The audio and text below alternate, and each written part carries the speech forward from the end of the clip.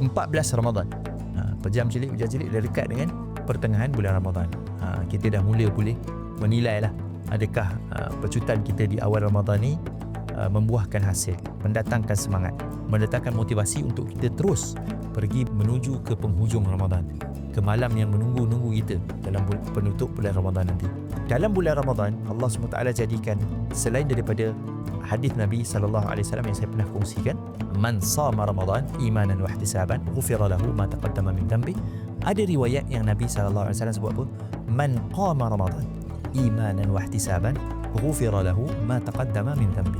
Siapa yang mendirikan Ramadan, siapa yang berqiyamul lail dalam bulan Ramadan dalam keadaan iman dan ihtisab, maka dia akan diampunkan dosa-dosanya yang telah lalu.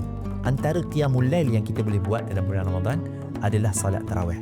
Sejarah solat tarawih ni macam ni. Sebenarnya Nabi SAW dalam banyak solat sunat, Nabi hanya buat secara bersendirian. Solat sunat ni asalnya kita buat kalau boleh kita nak sembunyi daripada orang, kalau boleh kita nak rahsiakan amalan-amalan sunat ni daripada orang. Tetapi ada sesetengah solat sunat yang Nabi buat secara berjemaah. Antaranya solat sunat hari raya, antaranya solat sunat gerhana, antaranya solat sunat minta hujan.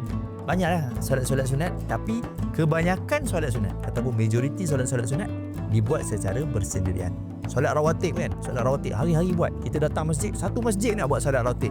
Tak pernah Nabi kata, marilah halang-halang tu kita semayang, kita solat rawatib ni, solat qabliyah ni secara berjemaah dapat 27 kali ganda. Tak ada, tak pernah ada.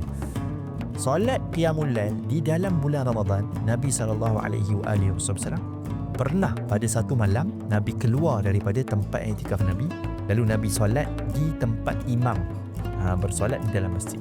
Sahabat-sahabat yang tengah beriktikaf pada malam tu pun ikut Nabi SAW solat secara berjemaah. Esoknya Nabi tak solat dah.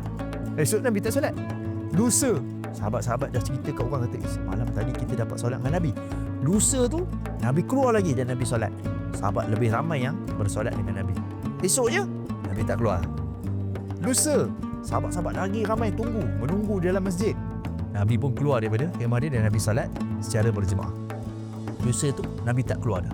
Sampailah ke penutup Ramadan, Nabi dah tak keluar dah untuk solat tarawih ataupun solat qiyamul lail secara berjemaah, yang para ulama namakan sebagai tarawih. Sahabat-sahabat pun tanya Nabi SAW, ya Rasulullah, kenapa tak keluar dah kan? Kita hari tu keluar 3 malam Nabi keluar solat dengan kita, qiyam dengan kita kan, kenapa tak keluar dah? Nabi SAW kata apa? Aku tak tahu je kamu semua tunggu. Takkan tak perasan, mesti perasan.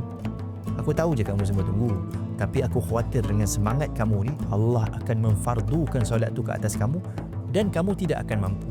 Dia memang betul lah. Kita di penutup, di hujung-hujung zaman ni, di akhir zaman ni, kita nampaklah macam mana kita punya motivasi sekarang kan. Kita punya semangat sekarang ni tak sama lah dengan semangat sahabat-sahabat.